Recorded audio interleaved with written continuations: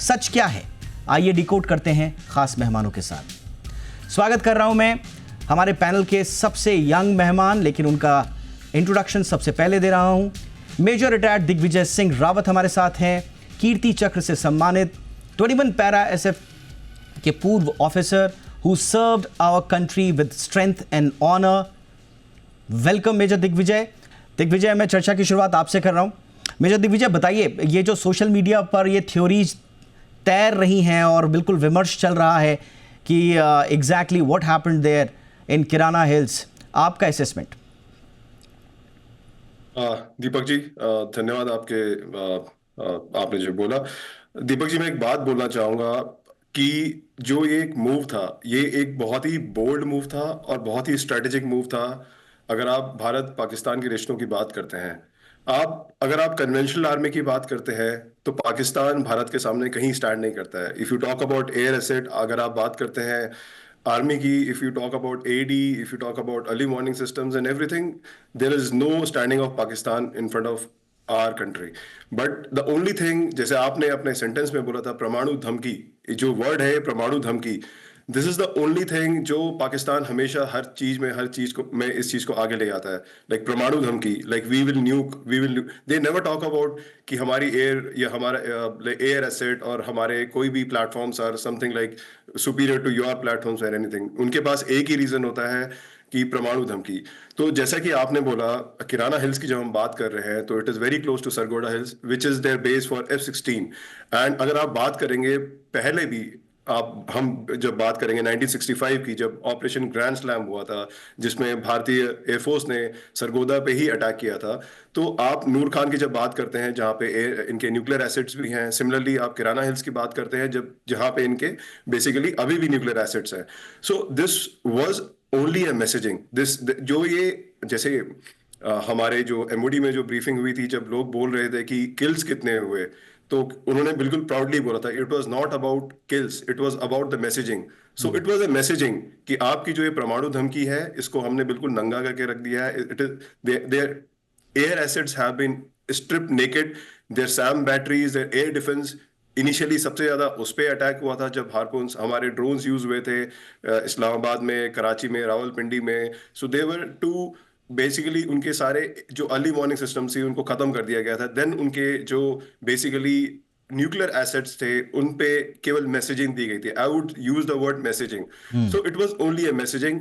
And Deepak ji, जैसे आपने बताया कि उसके बाद जो हलचल चल रही है न्यूक्लियर लीकेज की, जैसे आप बात करें इजिप्शियन प्लेन का कॉल साइन जो कि चाइना से है, आई वुड से कि जो ये कॉल साइन और प्लेन्स होते हैं, ये काफी टाइम पे डिसीव करने के लिए होते हैं। एक्चुअली वो जो आए हैं वहां से, वो चाइनीज ही थे, जो बेसिकली जिन्होंने लैंड किया पाकिस्तान में, but using the different call sign. सो ऐसी टाइप की जो टैक्टिक्स होती है, ये काफी लोग यूज करते हैं। जैसे रशिया में एक प्लेन क्रैश हुआ था which has no call sign. So definitely because US, you talk about west, they are very insecure about जो न्यूक्लियर एसेट्स पाकिस्तान के पास है। They know Pakistan cannot handle those nuclear assets. Anytime they can fall in hands of Jaish or Al-Qaeda, जो कि waste के लिए बहुत बड़ा खतरा है। So these are the things about Kirana Hills, and definitely it was just a messaging part, I would say.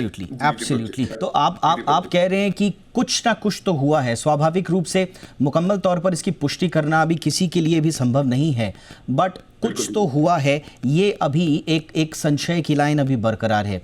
थोड़ा सा हमें बताइए कि ये जो टैक्टिकल न्यूक्लियर वेपन्स की बात बार बार पाकिस्तान करता है, नस्र जो उनका नाम दिया गया है 2011-12 में, जिसका टाइम सेंसिटिव और लोकलाइज मिलिट्री टारगेट्स के लिए बनाया गया था, भारत ने ऐसा कुछ नहीं किया। हम एम्फसाइज करते हैं क्रेडिबल मिनिमम डिटरेंस पे और नो फर्स्ट यूज़ पे, तो हमने नहीं किया हुआ इस तरह का। लेकिन ये भी खबर आ रही है कि यही जो टैक्टिकल न्यूक्लियर वेपन्स थे जो बिल्कुल तैयार रखे हुए थे, इन्होंने उसके बाद इन्होंने छिपा दिए। और उसके बाद ये भी कहा जा रहा है कि साहब उनको बचाने के लिए जो एक अमेरिकन पूरा एक सिक्योरिटी सिस्टम होता है, उसकी भी कलई खुल गई, और संभवतः इसीलिए भागा भागा अमेरिका आया और आनन फानन में ये सब सीज फायर वगैरह का बात कर दिया, जिसको आज बहरहाल हमने बर्स्ट कर दिया है कि हमने कोई मीडिएशन नहीं किया, कुछ नहीं किया। तो how do you connect these dots? आपका एनालिसिस इस पे क्या है? देखिए दीपक जी, जो पाकिस्तान के न्यूक्लियर एसेट हैं, अगर आप देखेंगे भारत से ज्यादा वो वेस्ट के लिए हानिकारक है। अगर आप देखेंगे जो भी जिस तरीके की हरकतें पाकिस्तान में हो रही है, उनके जो प्रीवियस पीएम इमरान खान वो जेल में है, तो उस कंट्री का जो कंट्रोल है वो कंट्रोल बहुत ही फ्लूइड है। वो कभी गवर्नमेंट के साथ रहता है, कभी आईएसआई के साथ रहता है, कभी टेररिस्ट ऑर्गेनाइजेशन के साथ रहता है, जैसे आप बात करते हैं। तो वो इनसिक्योरिटी हमेशा रही है। तो उनका न्यूक्लियर पावर होना सबसे ज्यादा इनसिक्योरिटी CIA के लिए रहा है, यूएस के लिए रहा है। सो US and CIA always will have and always would want the control of their nuclear asset. There, when I say there, means Pakistani nuclear asset.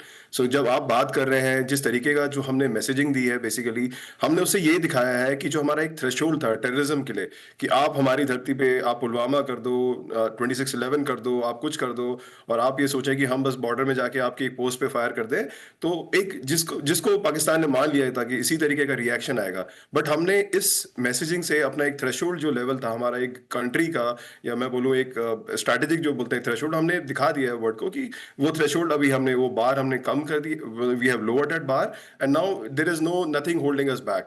सो जो इस तरीके की चीजें हैं, जब आपने बोला कि they definitely will move their nuclear asset now, so they can not even move a inch of their nuclear asset without taking cognizance of like CIA or be it Chinese or be it the American like embassy like American people. So आप देखिएगा जब भी उसी time पे Donald Trump का statement आना कि we have intervene, so that intervention was only because of this, because they thought this is the time, if we do not intervene these nuclear warheads will go in hand of some rogue element inside Pakistan.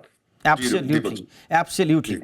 और ये बात समझ में आ गई, और इसीलिए शायद इतनी भागम भाग मची है कि साहब कुछ करिए वरना कुछ बड़ा हो सकता है। आपके अपने डोमेन में जिसमें आपने महारत हासिल की और दुश्मनों को आपने धूल चटाई, आपको मेडल्स भी मिले हैं, we are so proud of you.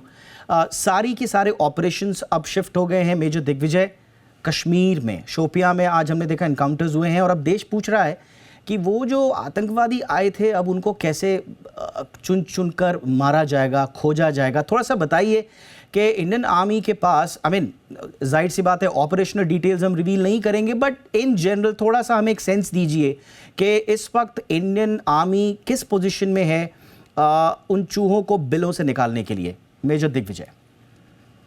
जी दीपक जी, जैसे हम अभी बात कर रहे थे, एस्केलेशन लैडर की हम बात कर रहे हैं एंड अपने थ्रेशोल्ड की बात कर रहे हैं। तो आपने जब देखा होगा जब पुलवामा अटैक हुआ था 14 फेब को, तो आपने एक चीज नोटिस करी होगी, जब पुलवामा में जो सुसाइड अटैकर था उसने पहले ही वो वीडियो पाकिस्तान में बना लिया था, जो कि उन्होंने प्लान किया था कि सुसाइड अटैक के बाद हम वो वीडियो रिलीज करेंगे। तो जो भी अटैक्स होते हैं, जो भी अटैक्स कश्मीर में होते हैं, जो भी ऐसे बड़े अटैक्स अगर आप देखेंगे, और उसको बहुत ही प्राउडली जैश क्लेम भी करता है कि ये हमने किया है, और उन्होंने उसका वीडियो भी बनाया था। सिमिलरली पहलगाम जब इन्होंने किया तो इन्होंने इस तरीके का सोचा कि हमारा थ्रेशोल्ड तो काफी ज्यादा है, लाइक अगर हम ये करेंगे तो कुछ होगा नहीं, लाइक दिल विल बी थोड़ा बहुत आर्टी फायर होंगी, पोस्ट में जो स्मॉल आर्म्स की फायरिंग होती रहती है वो होगी।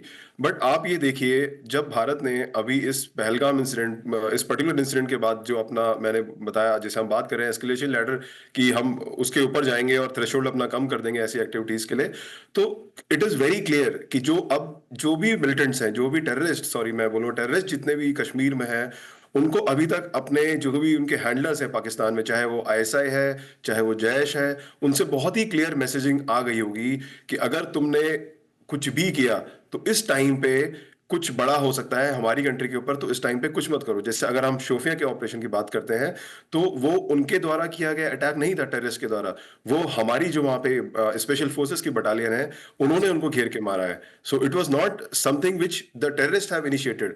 सो अब मैं आपको ये बोलना चाहूंगा, after this complete operation Sindoor, this thing is very clear कि जो टेररिस्ट है उनके जो हौसले थे कि हम कुछ भी करके निकल जाएंगे, वो तो नेस्तनाबूद हो चुके हैं। और उसके बाद अभी एक पाकिस्तान के अंदर भी एक रिस्ट्रेंट आ जाएगा कि कुछ भी ऐसा टास्क या कुछ भी ऐसा उनको बोलने से पहले, जो कि उनके जो टेररिस्ट हैं कि भाई तुम बॉम्बे में जाके अटैक कर दो, तुम किसी सिटी में जाके कुछ कर दो, वो मैसेजिंग बिल्कुल जीरो हो। भारत की तरफ आंख उठाने से पहले 100 बार पाकिस्तान सोचेगा, आतंक के आका सोचेंगे। और हमने भी क्लियर कर दिया है कि हम आतंकियों के आका को और उनको पालने वाली सरकार को अलग करके नहीं देखेंगे। Thank you so much major Digvijay, आपने हमारे लिए वक्त निकाला, एक डीप एनालिसिस दिया, थैंक यू सो मच।